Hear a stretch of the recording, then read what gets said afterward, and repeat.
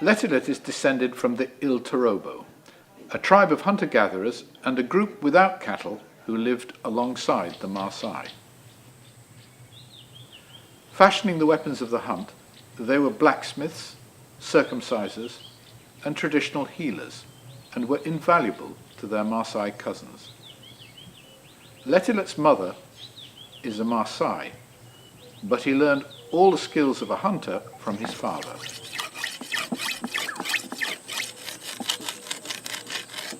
Although he now lives the life of a sedentary pastoralist, he understands the ways of his forefathers. He knows how to keep his weapons sharp and how to flint the skin from a carcass using small flakes of obsidian stone.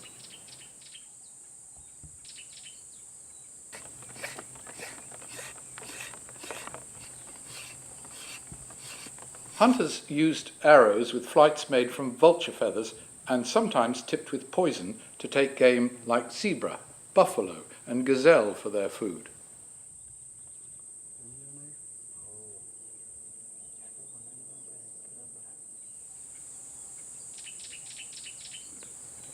To show off their prowess, they would also have hunted lion.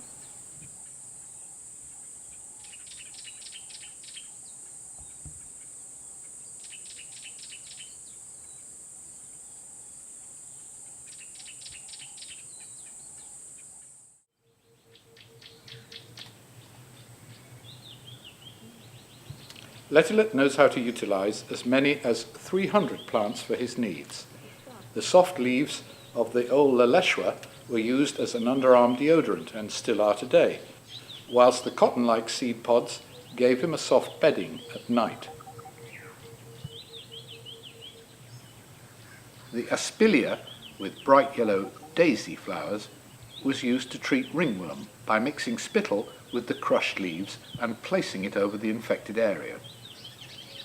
The orange berries of the elseki, or sandpaper tree, were a symbol of peace. The branches were laid down to settle disputes.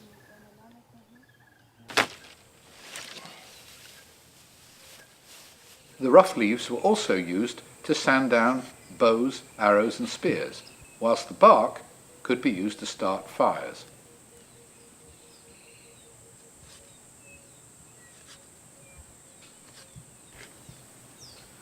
Rapid turning of a harder wood in the soft elseki base creates the heat to start his fire.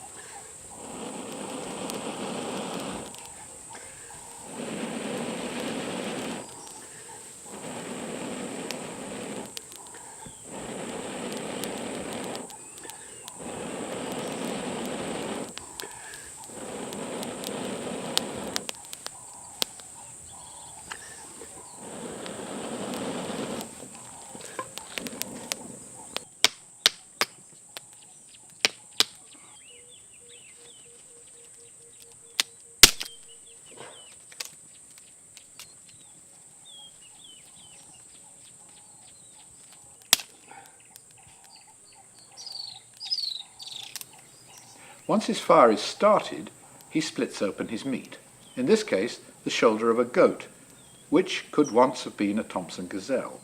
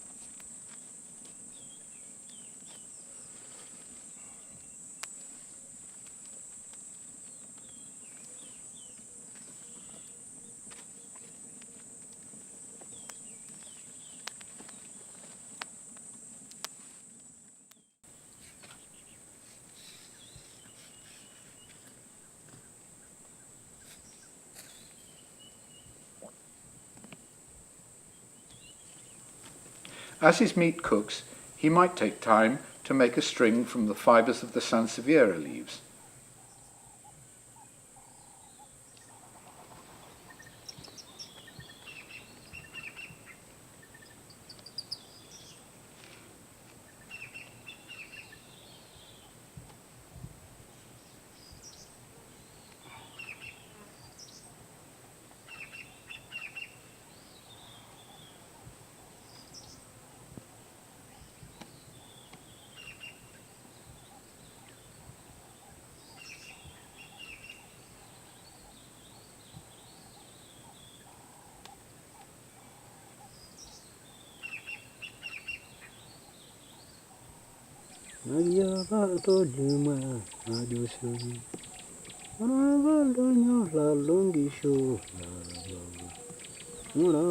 The strands are drawn together and rolled to form the string.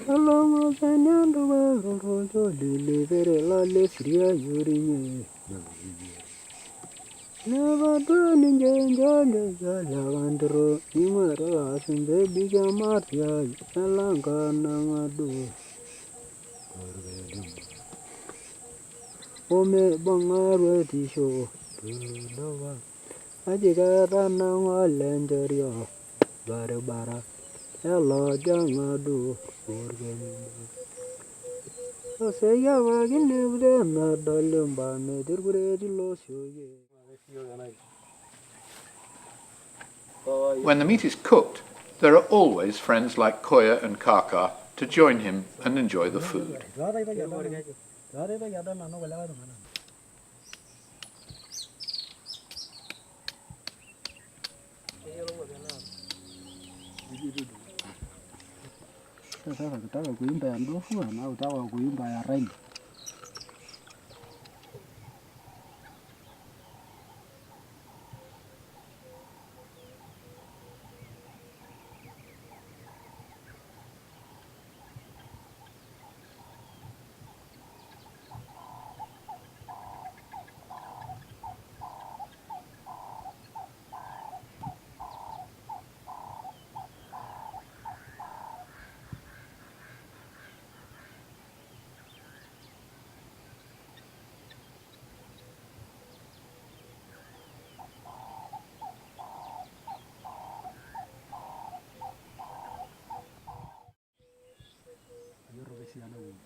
Drink has an important place in daily and ceremonial life. In special ceremonies like circumcision or yonoto, a brew can be made from a combination of many different plants, including the stems of an aloe and the seed pods from the sausage tree, mixed together with sugar and honey.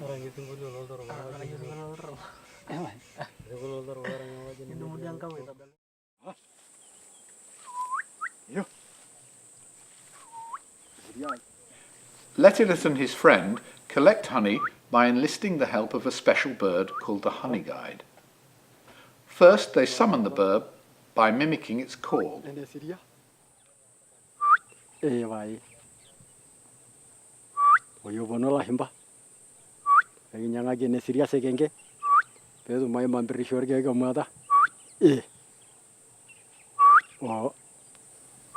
The bird knows very well where the bees are, and it also knows that man will reward him for finding the hive.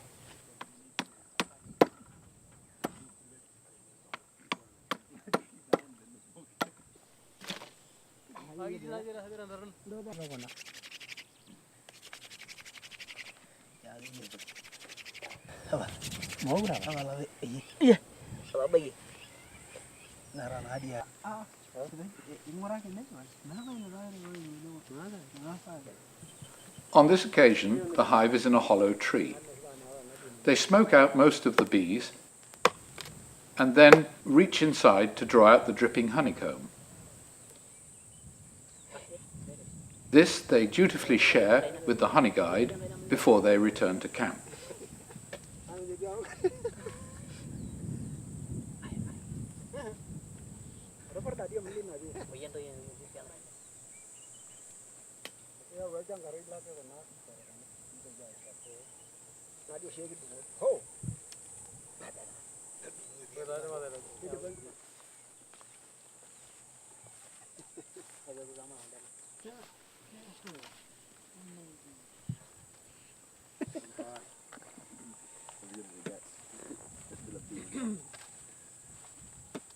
Tamu sana. Tamu sana. Ada yuzi ada yang ada tu. Tener esta allí.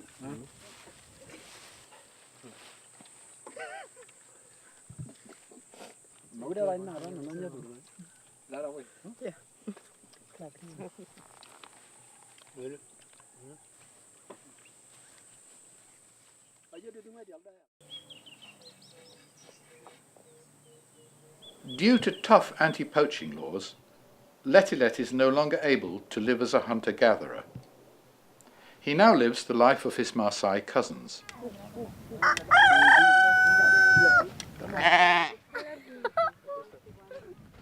The Maasai are a semi-nomadic people who move in order to find fresh grazing for their livestock. They pack their worldly possessions onto donkeys, starting with a skin over the animal's back. Then, sails or enderetha are tied on either side of the donkey to hold the blankets, skins, cooking utensils and gourds which make up the necessities of a nomadic life.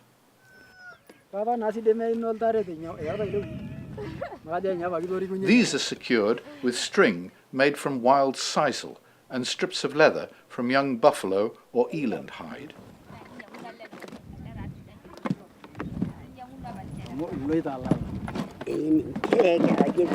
Ayo lo dia makai roti shon nari tamanya lo dem nanya nari ndu guys rugun dia ban talare. Ijo ya gitu kira yalla. Da la kata tara nanu yo la ro kira da ke shara kinde.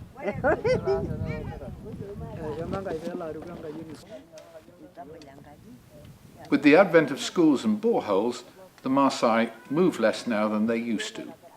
New laws on land tenure have also affected their ability to move at will in the old way.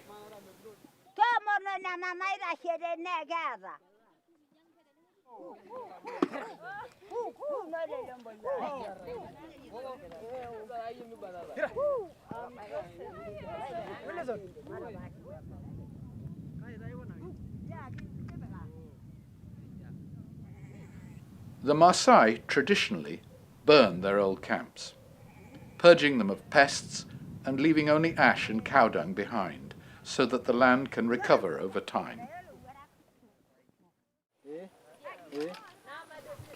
Here, Letilet's friend William allows his wife Shenya to reenact the Maasai wedding ceremony for us.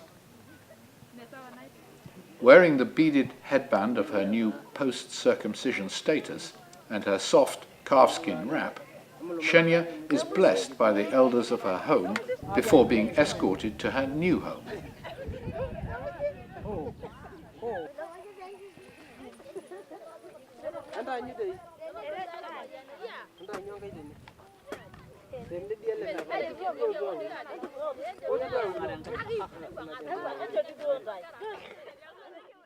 She is taunted and teased by the girls in the village, but with each taunt and refusal of food and drink, she earns herself a new head of cattle as a reward.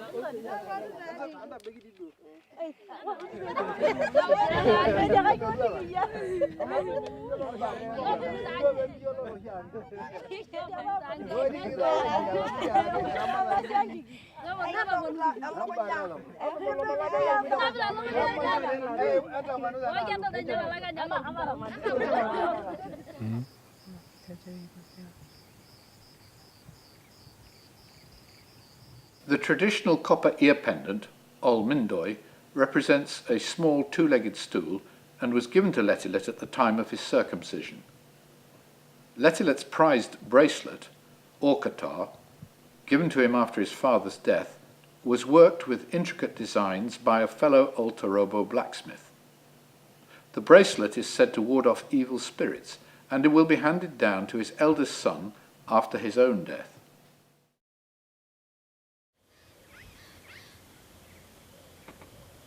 Letilet makes his living now as a freelance game guide in the camps of the Maasai Mara.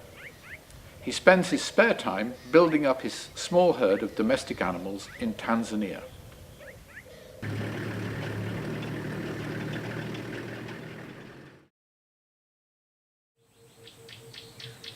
All the wisdom and skills of the bush, which he learned from his father, give us a unique window into our shared past.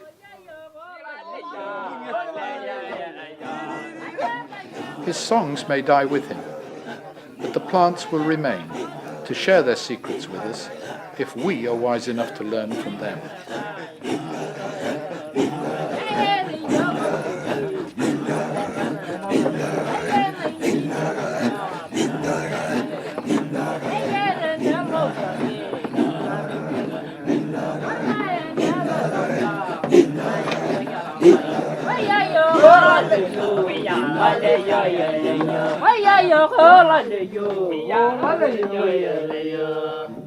Tay là vậy, tay cái lưng người gì?